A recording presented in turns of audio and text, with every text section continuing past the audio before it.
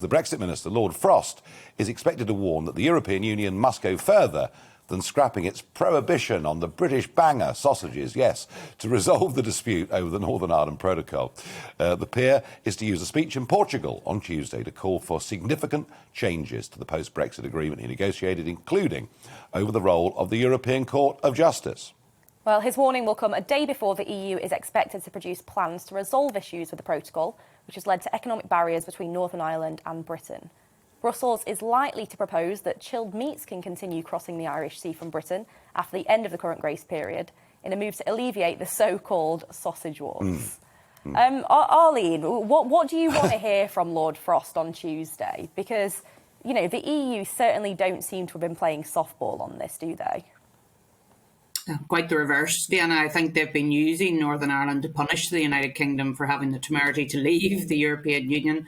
And we've seen Michel Barnier, who of course was one of the negotiators who we all had to engage with, now telling us actually in terms of France that he believes French law should be given priority and they should keep their sovereignty and the ECJ shouldn't be allowed to interfere. We have the Polish tribunal, constitutional tribunal, saying that they want Polish law to have supremacy, European Union jumping up and down about that as well. So what I want to hear from David Frost and what I hope to hear from him is that in accordance with the command paper, this is not new. And I think Simon Coveney overnight has been tweeting and saying, no, this is a new red line. It's not. It's in the command paper where David says very clearly that there needs to be, we need to sort out the trade, internal trade in the UK, but we also need to sort out those governance arrangements and who has the final say in relation to arbitration, because at the moment, it's the ECJ. And that's not the norm in international trade, as you all know. Normally, there is a coming together and an arbitration process, but under the protocol, it's the ECJ. And I think David's right to challenge that. Is anyone this morning ready for an oven-ready deal, perhaps? Because, hey, we warned, didn't we, Arlene? You were warning, I was warning, and yet nobody was interested. The British press weren't interested, nobody was interested. This was somehow going to be this wonderful new deal, and it just became impossible to raise these issues. So, I mean, the truth of it is that the final deal that Boris Johnson signed with the EU, especially in relation to Northern Ireland, was a pretty dreadful deal, wasn't it? Well, in terms of Northern Ireland, it was simply dreadful, absolutely awful. And we've seen the outworkings of that. I felt like a canary in the mine at times, but nobody was listening to me in terms of what was happening. And we've seen everything play out in relation to trade, because the European Union are very much, and you know this better than anybody, a law-based institution. They will take it to the nth degree in terms of how they implement their laws. And what we have in Northern Ireland at the moment is, if you want to bring goods internally in the United Kingdom from Great Britain into Northern Ireland, we have more checks than if you were coming in from India into the European Union. It's incredible, absolutely incredible, and it needs to go. It certainly does. I completely agree. I think I read the other day that the 20% of all checks being carried out by the EU currently were of goods going into Northern Ireland. And when you think of the EU's eastern border, and there's actually more checks going on in Northern Ireland than there is anywhere else within the EU, and it clearly hasn't worked, and there needs to be.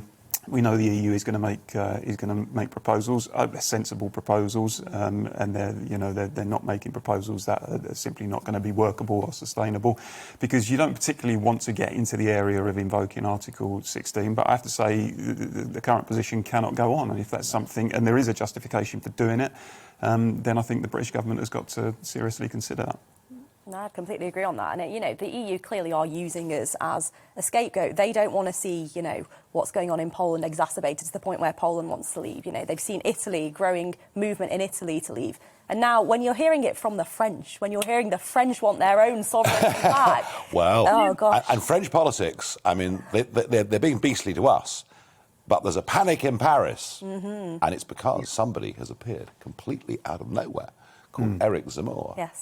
And he is an academic, he is a TV presenter, he says things about Islam that I don't think would be said in this country. They're very hard line, but he is potentially going to run for French president. And one of the big things that he's saying is that the Polish judgment was right and that France must have the same thing. And I sense that Barnier and others are being dragged to their positions by the threat of this very articulate, whether people like him or not, he's a very articulate man. So we are seeing the growth of Eurosceptic sentiment, right across the European Union. And that, in a way, Arlene, just give you the last word on this, that, in a way, makes it difficult for Brussels to give much on this, doesn't it? Well, I think that's right. But the tone and the language that was used in relation to the Polish judgment just towards the end of last week, I thought was incredible. It was very hectoring. It was very, you will do as you are told. You are part of the European Union. Instead of taking the line, look, we understand that there are stresses and strains within Poland. Let's work together to find solutions. No. It was very much, this is the way it is and this is what is happening. And that has always been the case with Northern Ireland as well. They lecture those of us who actually live in Northern Ireland that what they are doing is for our benefit, when we know it's actually damaging not just the internal market of the United Kingdom, but is cutting down on our consumer choice here in Northern Ireland. So we need to get it sorted out. I hope that Lord Frost is going to push ahead with what is needed to protect the sovereignty of the entirety of the UK.